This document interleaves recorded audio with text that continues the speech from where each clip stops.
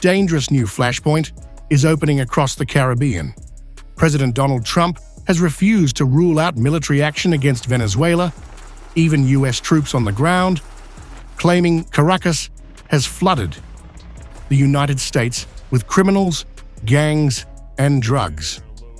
Trump says Venezuela's Tren de Aragua network is worse than MS-13, framing the crisis as a national security emergency. You suggested you've made a decision about what you want to do next to Venezuela. I understand you don't want to tip your hand, but is there anything you're ready to rule out at this point? Are you ruling out U.S. troops on the ground?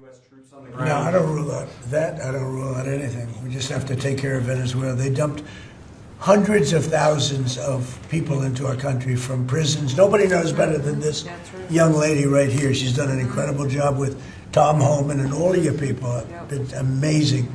You know, we have a tight border right now. Nobody comes in. But we had millions of people pouring through. A year ago, we had millions of people pouring through our border. And many of them came from Venezuela, including Tren de Aragua, the gang. And I guess what I'm hearing, Christy, is that's as bad a gang as there is anywhere in the world. Venezuela's President Nicolás Maduro has hit back sharply.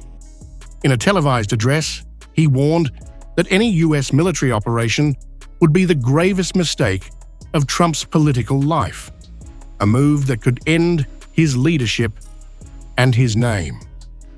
Caracas believes the U.S. buildup in the Caribbean is designed to provoke a catastrophic confrontation. There is an effort by sectors of power in the United States to destroy President Trump, and they have focused on two issues. One is the famous Jeffrey Epstein issue. On that issue, we have not interfered, nor will we ever comment. It is a United States matter. And the second issue is Venezuela.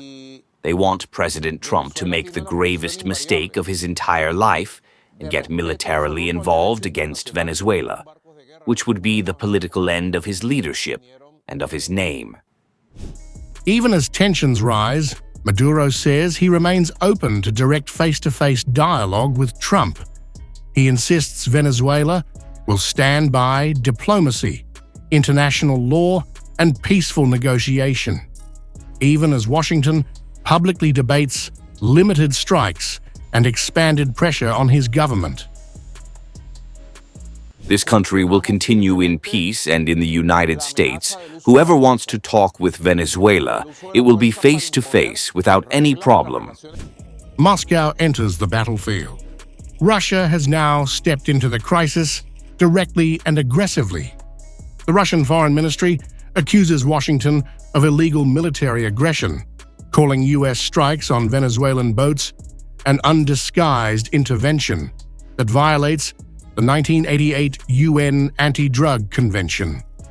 Moscow warns that Pentagon operations threaten to destabilize the entire Caribbean and undermine Venezuela's sovereignty.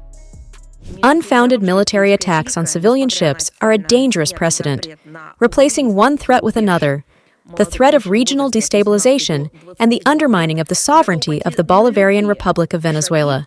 What the U.S. president wants is to take over the wealth we have here in Venezuela. He's not going to liberate anyone. What he's going to do is steal all our resources and enslave us, turning us into another Puerto Rico or Dominican Republic. Maduro says Washington is even dragging neighboring states into a confrontation they may not fully understand.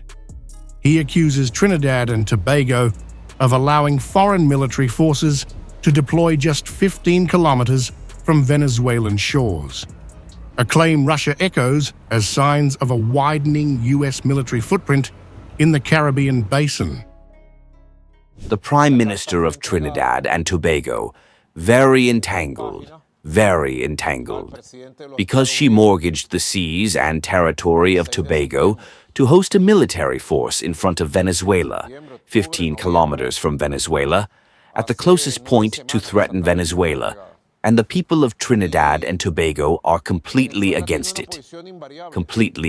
So it is a shame that the defense forces, the military forces and police of Trinidad and Tobago knew nothing of where the military forces would be, that is, she delivered the territory to them. For ordinary Venezuelans, the rising tension feels like another threat, layered onto years of economic collapse and political turmoil. Many say they are exhausted, trapped between great power rivalry and domestic uncertainty, and fear a military conflict could devastate their already fragile lives. May it be something good, but for the people. Because we are the ones in the middle. We are the ones who unfortunately bear the heaviest burden. Ordinary Venezuelans suffer the most because they have to find ways to put food on the table and cover the costs of illness or accidents. The Venezuelan crisis has escalated into a dangerous three-way showdown. Trump threatening force, Maduro warning of a historic mistake, Russia calling US moves illegal and destabilizing, and on the streets of Caracas, weary, angry, fearful voices begging not to be caught in the crossfire once again. The Caribbean is now one misstep away from a conflict Latin America has not seen in decades.